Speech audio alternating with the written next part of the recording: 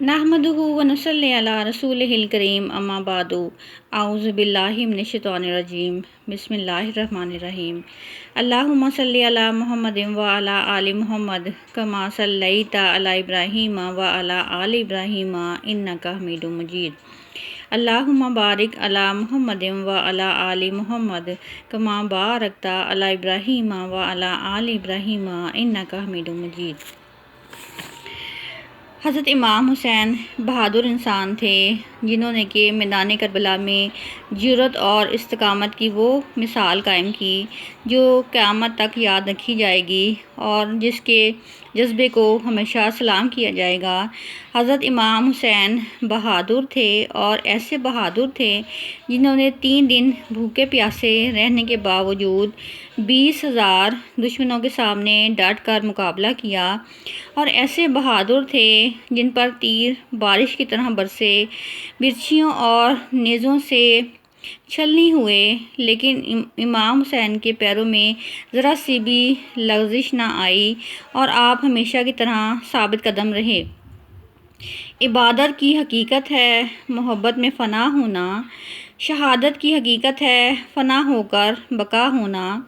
कुरान ने शहादत दी है कि शहीद ज़िंदा हैं, शहीद की जो मौत है वो कौम की हयात है। इमाम हुसैन ने अपना खून देकर जिस पौधे की आबियारी की थी वो आज तक हरा भरा है, जो कि तौहीद का अलम है। इमाम हुसैन की कुनियत अबू अब्दुल्ला थी। आपका नाम मोहम्मद मुस्तफ़ा सल्लल्लाहु अलैहि वसल्लम ने रखा, जो क़यामत तक कायम रहेगा। इसलिए नहीं कि आप नवासे रसूल थे या आली फ़ातिमा के जिगर गोशा थे, बल्कि आपकी जुर्रत और बहादुरी की बिना पर आपको ये मुकाम मिला। जिसकी हिम्मत पर अली शेर खुदा को नाज है, जिस नवासे रसूल पर नाज है। सजदे तो सब ने किए, लेकिन इसका नया अंदाज है। इसने वो सजदा किया जिस पर खुदा को भी नाज है। सजदे अर्श पर भी होते हैं, सजदे फ़र्श पर भी होते हैं। अल्लाह ताला को उसकी हर मखलूक ही सजदा करती है, लेकिन असगर के गले में तीर उतरता देखकर, अब्बास के हाथ कलम होते देखकर, तपती लाशें देखकर और अपने जिस्म पर सैकड़ों ज़ख्म खाने के बाद करबला की तपती रेत पर सजदा करना हुसैन का ही काम था। दहकती आग से शोलों पर गया वो हुसैन, जिसने अपने दीन से आलिम को बोया वो हुसैन, जो अपने बेटे की मैयत पर ना रोया वो हुसैन, जिसने सब कुछ खोकर भी कुछ ना खोया वो हुसैन, जिसने अपने बेटों की दी सखावत वो हुसैन, आप पी लिया जिसने जामे शहादत वो हुसैन। गुरूर टूट गया मगर कोई रुतबा न मिला, सितम के बाद भी कुछ हासिल जफ़ा न मिला। सरे हुसैन मिला है नेज़े पे, लेकिन शिकस्त ये है कि फिर भी झुका हुआ न मिला। वो सानिया है जिस पर इंसान कहलाने वाले हर रंग व नस्ल के, हर मज़हब के लोगों की आँख गम में रोई है, और वो कर्ब वाक़या का है।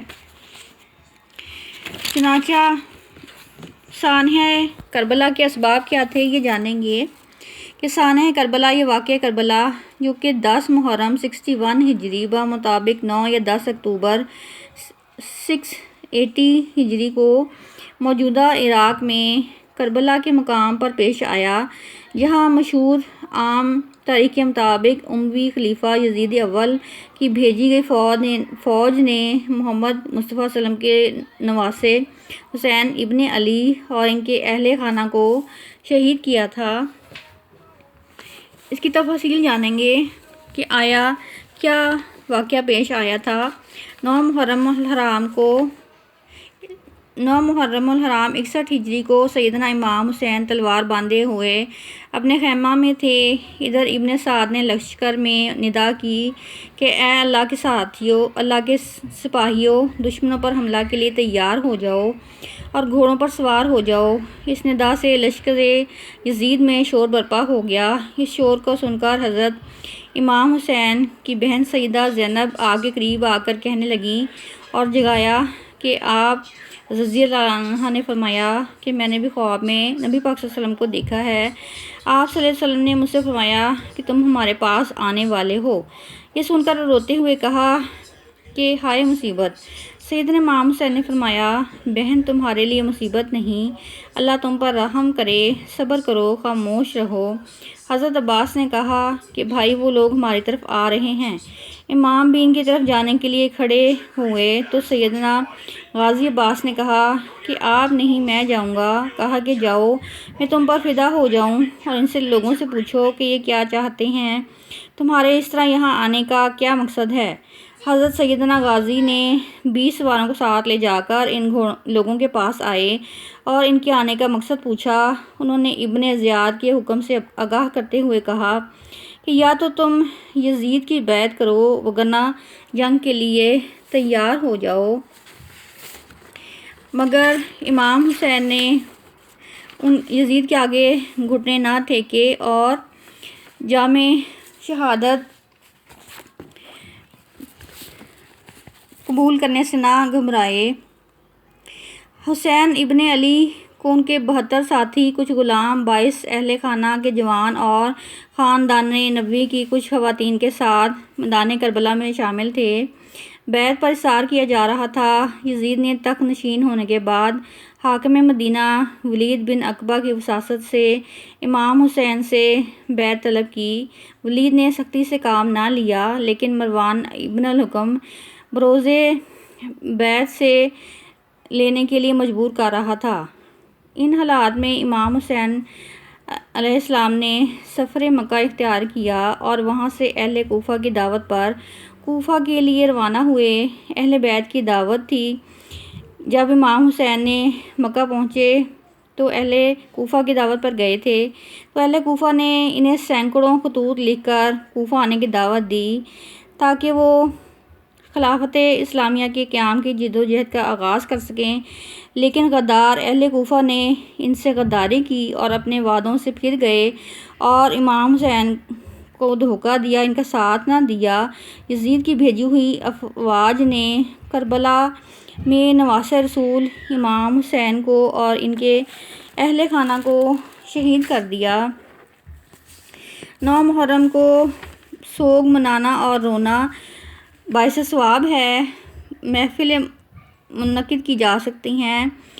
سیدنا امام حسین کی اس قربانی کو یاد کر کے اگر کوئی شخص روتا ہے یا کسی محفل میں شریک لوگ ہیں اور روتے ہیں اور شام غریبہ منعقد کرتے ہیں اور عظیم صحابہ کی قربانیوں کو یاد کرتے ہیں، ان کی مکمل زندگی کے حوالے دیتے ہیں تو یہ خود ثواب کا کام ہے۔ یہ خود نبی پاک صلی اللہ علیہ وسلم کی سنت ہے۔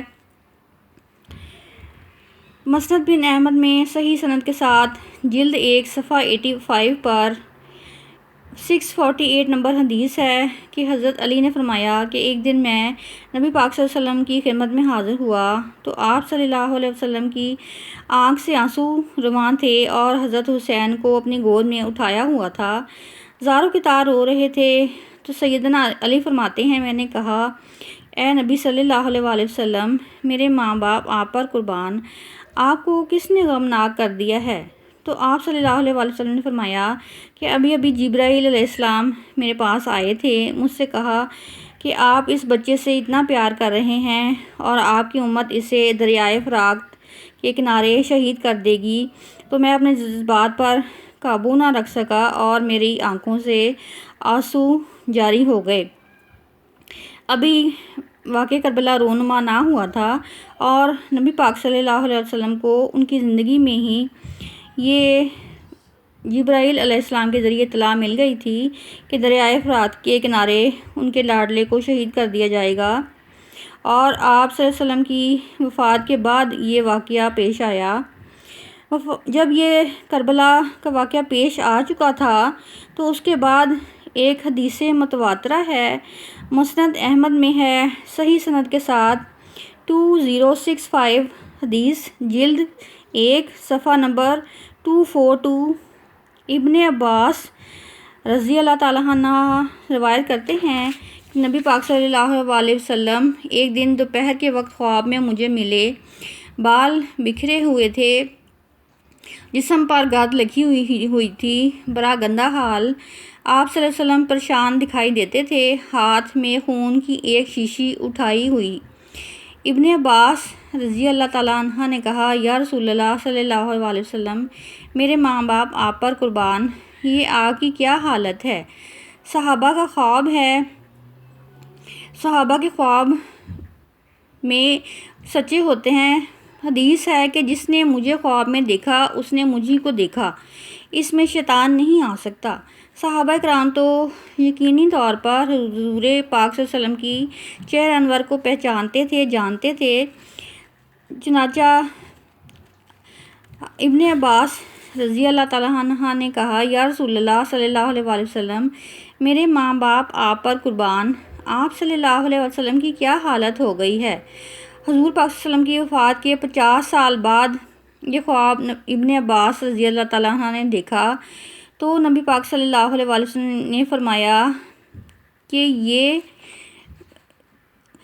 حسین اور اس کے ساتھیوں کا خون ہے، میرے بچے اور اس کے ساتھیوں کو شہید کر دیا گیا ہے کربلا میں، اور میں صبح سے ان کا خون جمع کر رہا ہوں۔ وہ کہتے ہیں، ابن عباس کہتے ہیں کہ میں کام کے اٹھا، میں نے وہ دن اور تاریخ نوٹ کی۔ بہت عرصہ بعد خبر پہنچی کہ اسی دن 61 ہجری میں 10 محرم الحرام کے دن اسی وقت سیدنا حسین کو شہید کر دیا گیا تھا۔ یہ ایک تمثیل ہے۔ چنانچہ امام حسین کی وفات اور ان کی شہادت تمام مسلمانوں کے لیے ہی ایک سبق اور ایک عبرت کی چیز ہے کہ کس طرح سے جابر حکمران کے آگے ڈٹنا اور کلمہ حق کو بلند کرنا اور اپنی جان کی پرواہ نہ کرنا، یہ سبھی کچھ ہی خاندان نبوی کی میراث ہے۔ حضرت محمد مصطفیٰ صلی اللہ علیہ وسلم نے حضرت امام حسین کو بے پناہ پیار کیا اور ان کو اپنے کندھوں پہ بٹھایا، ان کو اپنی پشت پہ بٹھایا۔ ایک مرتبہ حضرت امام حسین کو بلند کر کے فرمایا کہ حسین مجھ سے ہے اور میں حسین سے ہوں۔ اے لوگو، اگر حسین پر کوئی مشکل وقت آ جائے اور یہ تم سے مدد طلب کرے، اس کا ساتھ دینا، کیونکہ یہ جنت کے جوانوں کا سردار ہے، میرا خون ہے، میری اولاد ہے۔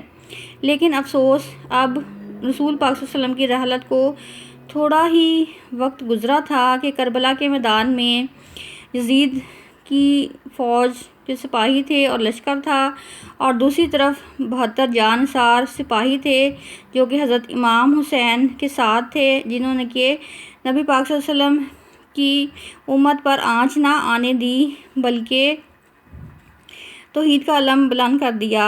علامہ اقبال نے فرمایا، رونے والا ہوں شہید کربلا کی یاد میں، رونے والا ہوں شہید کربلا کی یاد میں، کیا در مقصد نہ دیں گے ساقی کوثر مجھے؟ اے قوم، وہی پھر ہے تباہی کا زمانہ، سلام ہے پھر تیر حوادث کا نشانہ۔ اور نیز یہ فرمایا، مرتے ہو اسلام کا پھر نام جلی ہو، لازم ہے کہ فرد حسین ابن علی ہو۔ وآخر دعوانا ان الحمدللہ۔